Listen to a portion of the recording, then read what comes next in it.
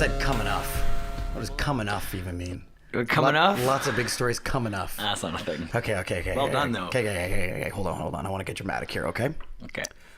A morning of awkwardness is far better than a night of loneliness. These are the words Brian Goddard wrote of the last two Edmonton Oilers wins, inferring they may not be pretty, but 2 points is 2 points. I love 2 points. You know, you may as well take someone home. Taking home somebody and waking up uncomfortable is better than spending the night by your own lonesome. Absolutely.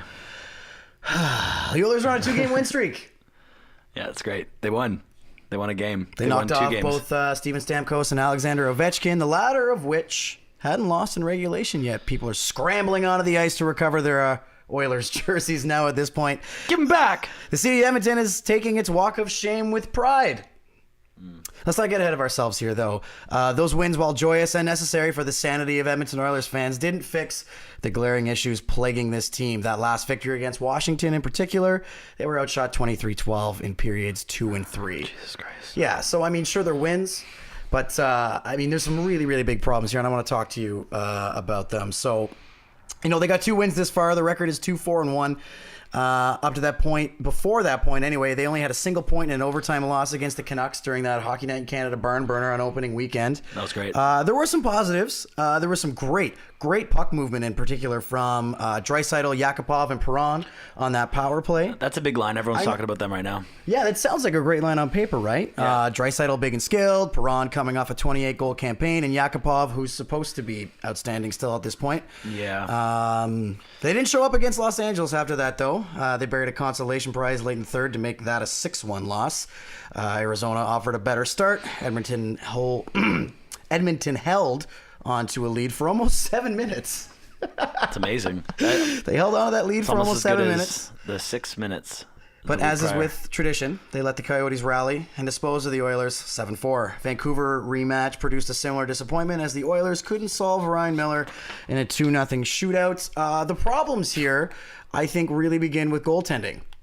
Always. Fass is on the IR. Scrivens day-to-day?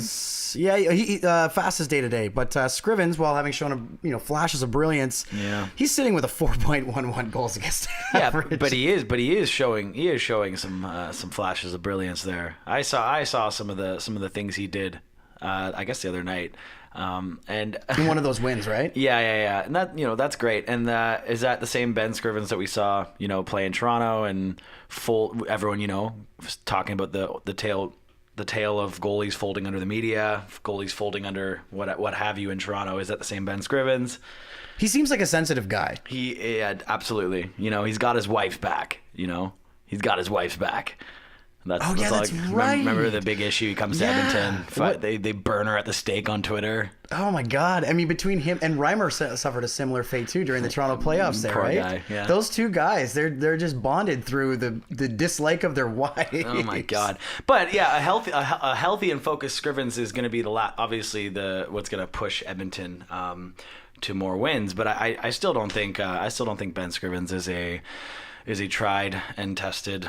Is he going to be the number one goaltender that Edmonton hopes he's going to be? No. I think Victor Fats, I saw him with Anaheim last year. He was a splendid goaltender. I feel like he will, if he's healthy, he'll take over the reins. But I mean, obviously there's a ton of problems in the Edmonton Oilers back end, and everyone talks about that.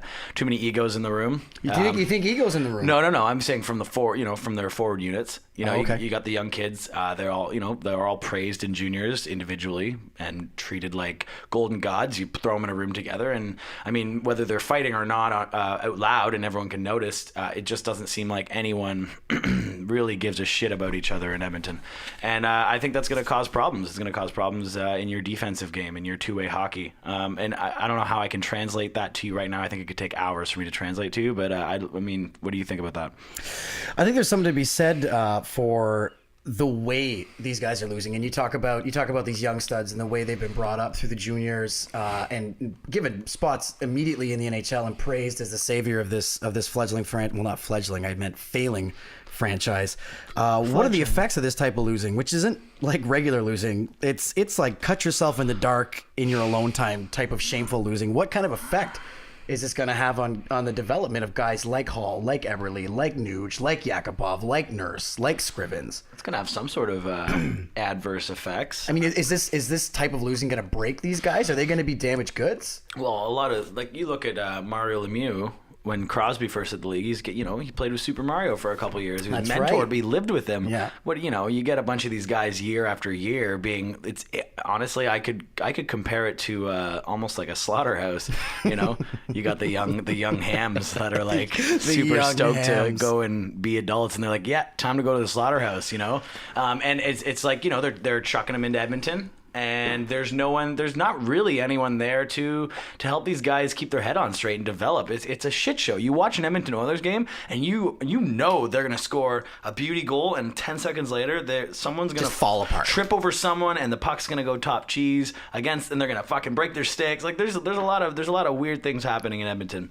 Always, forever. When will it end? How was that? How about that Taylor Hall penalty shot the other night there, though, where he gives the little like pro wrestling, let me hear ya. He waves his hands up and down at the center ice. He goes, come on, give it to me. And this is a guy who doesn't have a very good shootout record. He like calls his shot like Babe Ruth. Like, dude, totally. He gives the like, it was almost like the Bret Hart like, come on, oh my goodness, give it to me with the hands back and brutal. forth. But he buried it. He beat.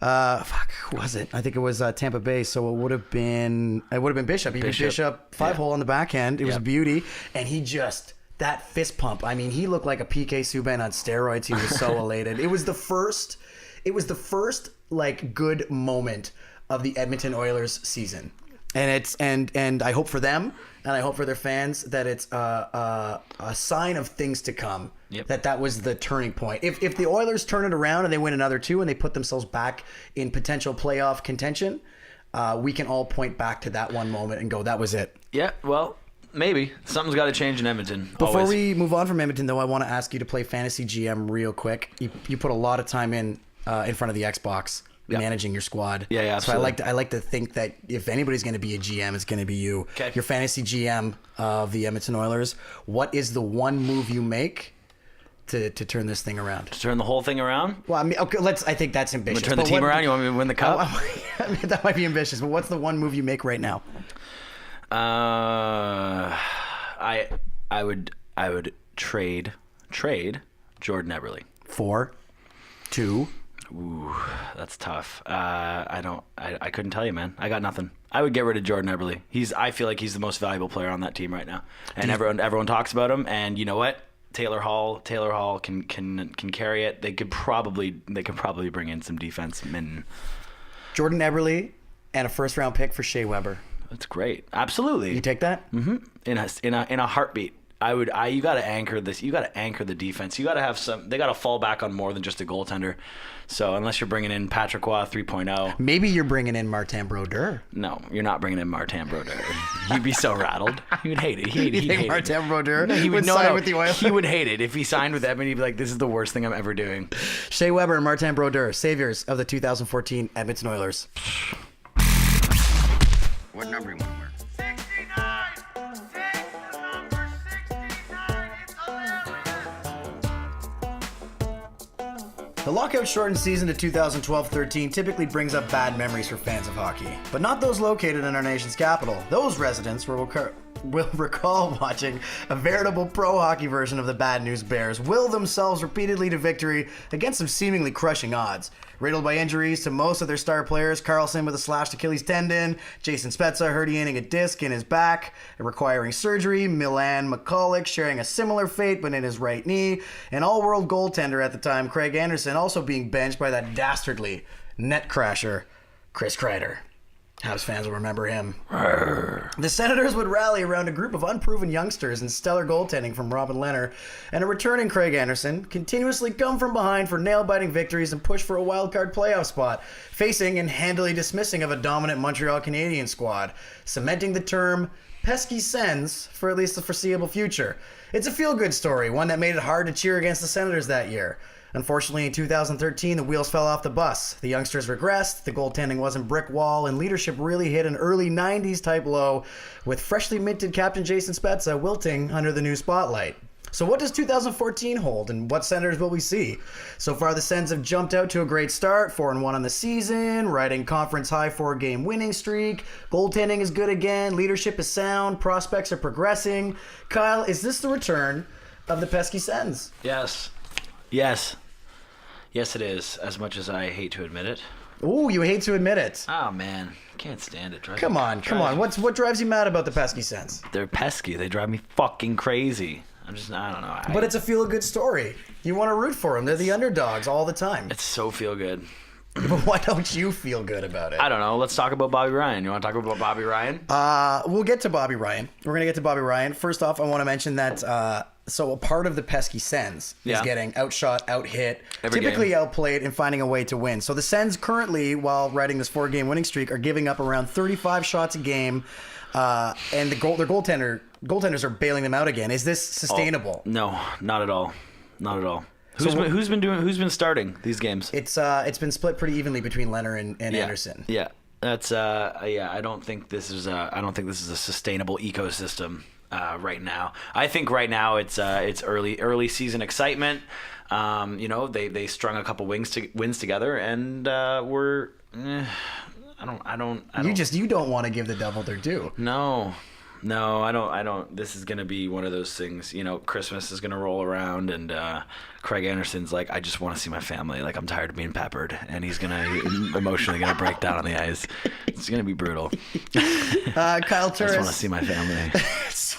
He's not kidnapped. No, I know. It's not like he's under fire from a militia or something. Yeah. Well, maybe it looks like it some nights. But I do like the way, do you say Kyle Turris? I said Kyle Turris. He's been playing well. But he's been forced into a first-line center role in Spezza's absence. Is he ready for that? Mm-hmm. I mean, he's kind of a small guy, hasn't really reached his potential yet. Is he going to flourish or flounder? Who the hell else is going to play first-line center for the Ottawa Senators? David Legwand. Maybe. David Legwand is a two-way hockey player. Yeah, he's a serviceable third-line guy, but he's not a first-line goal scorer that you need on a team like this. Kyle Turris has he's got a shot. The kid's got a shot. He's not even a kid anymore. How old is he? He played for Phoenix for 5 to 7 years. 5 to 7 minutes before he sat on the bench and refused to play. If you remember that. Yeah, that was a while ago. I remember that disastrous scene. But I've seen Kyle Turris score some clutch goals in my day, and pissed me off. A couple beauty passes. And him and MacArthur work well. Amazing. And Clark MacArthur. How much does Toronto miss Clark MacArthur in his $3.25 million contract?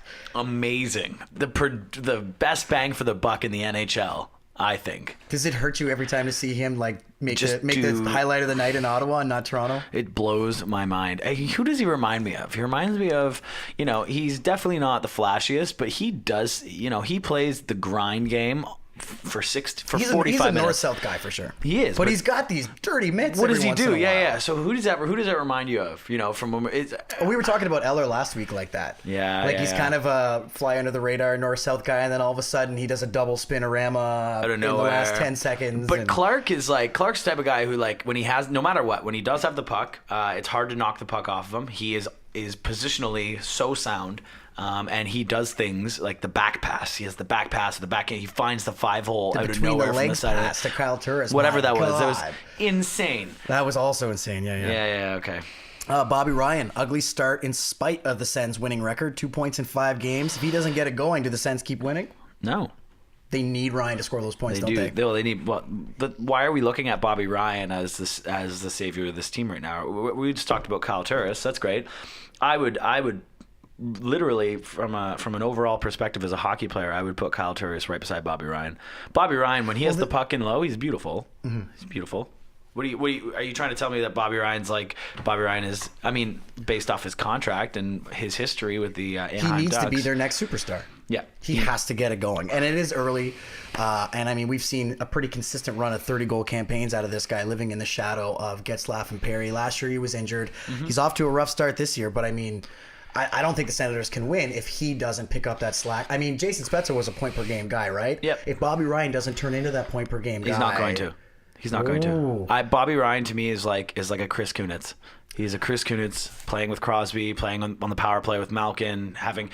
Bobby Ryan has had his face fed. Have you ever seen you watch the things that Getzlaf has gift wrapped and thrown across the ice to him? Most of his highlight goals busting across the blue line, beating maybe one defenseman full speed. He did. I mean, he will forever have that. Maybe arguably the greatest goal ever scored, where he picked up the other guy's stick. Oh my God, it's amazing. It's amazing. But I mean, those are fighting words. You just called Bobby Ryan Chris Kunitz. Yeah, he's not a and he's not a nobody's going to skater to stand to me. be called Chris Kunitz. He's explosive. He's an explosive one-way hockey player, and he's very one-dimensional to me. I do not think that giving him the contract that he, I guess whatever was negotiated, what was it, $45 billion? Yeah, $45 billion. That's it. Dr. Evil to my Dr. left over Evil, here. $1 trillion. Eugene What was Melnick, Dr. Evil, according to Kyle Homan. Jesus. Let me put something else in your wheelhouse here for you. What does Ottawa do right with so little versus Toronto, who do so wrong with so much? Because, I mean, these are teams in similar positions, right? They might just be buying in. They're bubble teams. They're buying in. And one seems to find a way to succeed, and the other seems to find a new spectacular way to crash and burn. Dude, it's a small market. It's still a small market. It's our capital. It's our capital, but it's small market hockey in terms of who watches them. And obviously the pressure isn't there when they hit the ice. It isn't. They got a great hometown crowd. People in Ottawa are great. I love when I every time I go to the Senators building, it's awesome. And what's Coachy's name again? Paul McLean, the Walrus. Mr. McLean, love it. All those impersonators, etc. I grew up with his nephew Zach. Take a look at that guy. I Why know, wouldn't dude, Why wouldn't you buy into this guy's system? Well, 'cause He looks like a sweetheart. That whole family has those mustaches, by the way. Oh my God, like that's it's brutal. common through all the McLean boys. It's unparalleled. So I really think the Ottawa Senators are dealing with whatever they have to work with, and they're buying into McLean's system. Do the pesky Sens fight their way into the playoffs this year? No, Wow, they're not going to make the Doom and playoffs. gloom. All right, We'll revisit this. They're not going to make the playoffs. Well, we're going to have to. I mean, ideally, we're going to revisit it and say, wow, they keep proving us wrong. Or we're going to revisit and say, We're going to talk about it. Whether we're going to talk. Yeah. We're going to talk about Paul McLean's firing. Absolutely. Let's round up the rest of today's top stories with a little game we like to play here on Weekend Chel called For Real? Yo, for real? Say what? Say what? Say what? Say what? Say Say what? Say what? Eh? Rick Nash, Rangers playoff whipping boy disappointment. Roared out of the gates this season with 8 goals, leading the NHL. He's in better shape, playing fearlessly, and he's got a baby. Kyle, is he for real? Yes, he's for real. Super fucking real. Yeah, absolutely. Rick Nash is for real. He's found his groove. Takes him a while sometimes. He's kind of a streaky player. Yeah, New York Rangers. New York's a weird place to play. I think he's found his groove, and he's going to continue to produce and maybe turn the Rangers around this year. Nashville, battling for the top of the Central Division. Weber and Yossi are clicking, logging huge minutes. Ribeiro has found new life, potting 3 goals. Rene has returned to form, healthy, focused, and Laviolette has them playing a fast, relentless forecheck skating team now.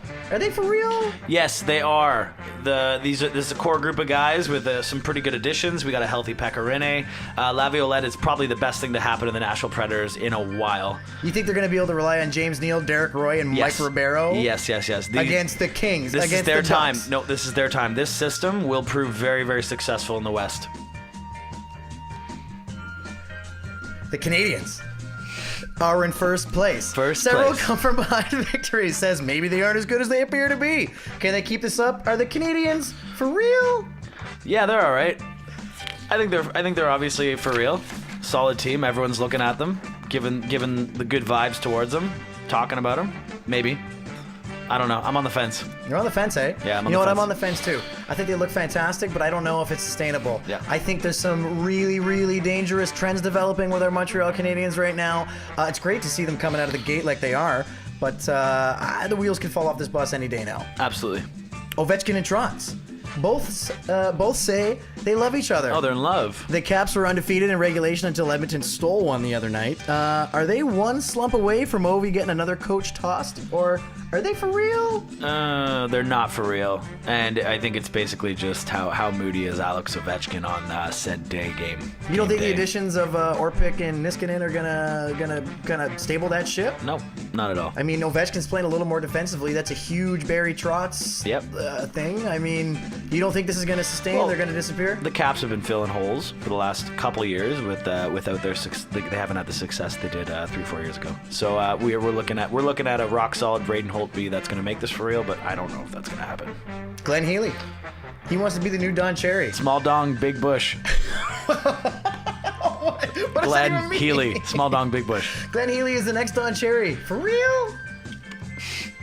What the hell? I don't understand what that means. I mean, if you've seen him on Sportsnet these last 2.5 weeks, I mean, this guy is coming out like a blustery redneck storm. Oh, wow. He's getting all red in the face. He's sweating profusely, yelling and screaming about God knows what. I mean, it's almost like he knows Cherry's time is up and he's auditioning for it like passive aggressively. So he's just turned it up a few decibels. He's always Glenn Healy been times 10, he's which always is been a Don mess. Cherry on the reg. Yeah. Cherry on the reg. You know what? For real, I think this is a possibility. It's starting to really become a thing. So if Healy is Cherry, who is Healy's McLean? Rudy? Oh, I hope it's not Elliot Friedman, but it might be Elliot Friedman. Yo, that's a really good parallel. Well, they'll be McLean like, yeah. and Friedman, I dig it. Elliot, we just need you to talk less. Just talk a little bit less, and you'll be the best Ron McLean that this. Wait, are you not a fan of Elliot Friedman? No. Oh, I love Friedman. Why? Because he's really knowledgeable and he's got No. this great tempered approach to everything. It must be so fun for him to work with the Sportsnet crew now and kind of like level with some of these horrible employees. I don't think he's very good at all. Okay, so wait, you didn't answer the question though. Glenn Healy is the next Don Cherry for real? No, not at all. I take it back. He's not. Absolutely not. No, it's Glenn Healy. He's not the next Don Cherry. All right. We'll stick around. We got lots more Weekend Chel. Weekend Chel.